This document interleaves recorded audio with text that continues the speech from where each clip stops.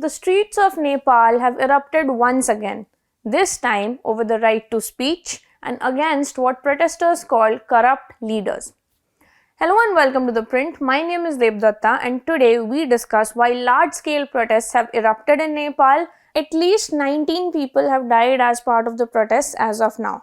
Now, months after the country saw one of the fiercest pro-monarchy protests, fresh protests have erupted this time against the KP Oli-led Communist Party after it enforced an overnight ban on 26 social media platforms for refusing to comply with government's new directives regulating social media.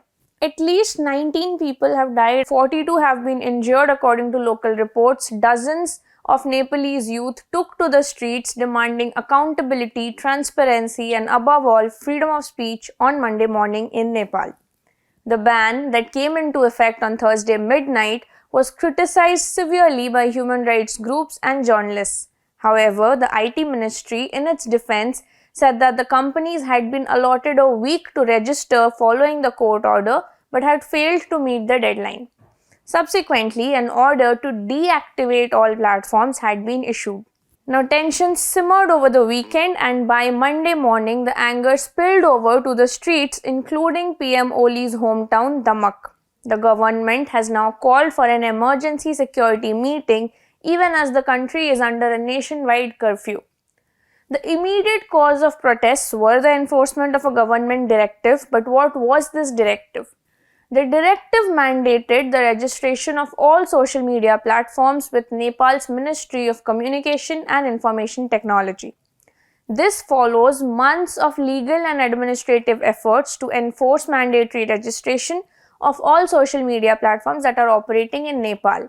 The policy is rooted in the Social Media Operation Directives, which were issued in November 2023 during the tenure of former Prime Minister and Maoist leader Pushpa Kamal Dahal, who had then banned TikTok. Since March 2025, the ministry has repeatedly issued notices urging platforms to comply, culminating in a final 7-day registration ultimatum on 27th of August. Now, the ministry cited a Supreme Court ruling from 2024 September, the full text of which was made public on August 16 this year, and said that this was the legal backing for its position. A second related verdict was issued Wednesday, which strengthened the government's authority to act against non-compliant platforms.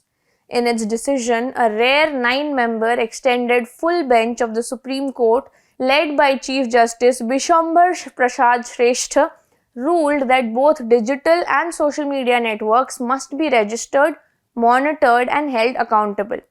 The verdict emphasized the dangers of unchecked content circulation, especially viral false information, which could undermine public trust and disrupt judicial proceedings. The ruling had then specifically cited concerns about fake or fictitious identities on social media and emphasized that online and social media platforms of domestic or foreign origin should be mandatorily registered and mechanisms should be in place to evaluate and monitor undesirable content. The court had also later ruled in favor of the government's right to restrict unauthorized broadcasting through OTT platforms, YouTube, and internet browsers, particularly if they contain foreign advertisements and are not registered with Nepalese authorities. Now, these rulings effectively gave the green light to the Oli administration's move to then, on Thursday, ban 26 popular platforms including Facebook, Instagram, YouTube, and WhatsApp, which then sparked a wave of nationwide protests led primarily by the youth. Yet, this wasn't just about the internet. The tipping point came after years of growing frustration with the political system, one that was marked by corruption scandals, economic stagnation, and broken promises. On Monday morning, when thousands of youth gathered at the Maitighar Mandala in Kathmandu, they carried books that symbolized the fusion of youth, protest, and education.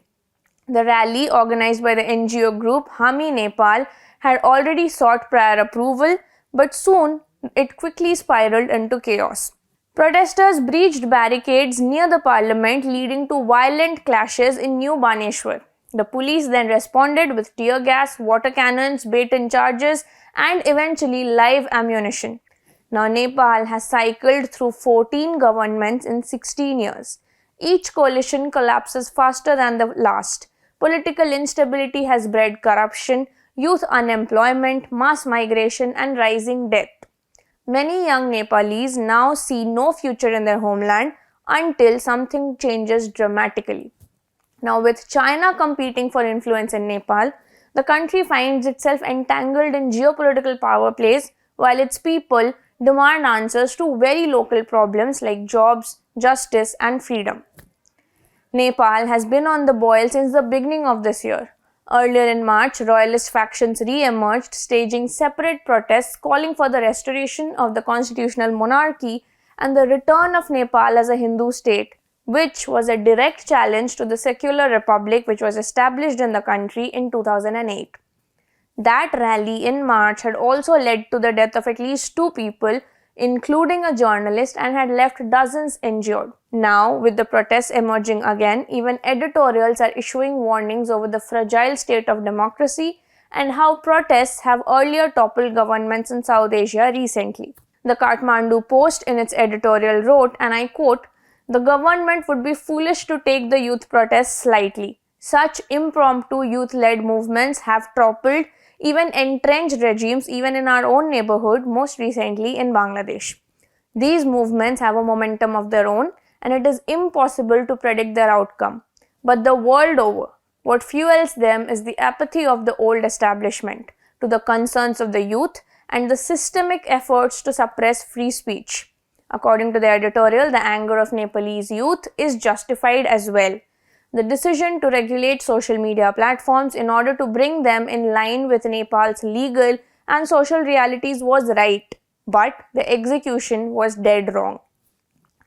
Even former Maoist leader Pushpakamal Dahal, also known as Prachanda, echoed this call of youth and wrote on Twitter on Sunday that the government must lift the ban on social media and immediately address the demands against corruption and should take responsible and concrete steps to prevent the situation from deteriorating further.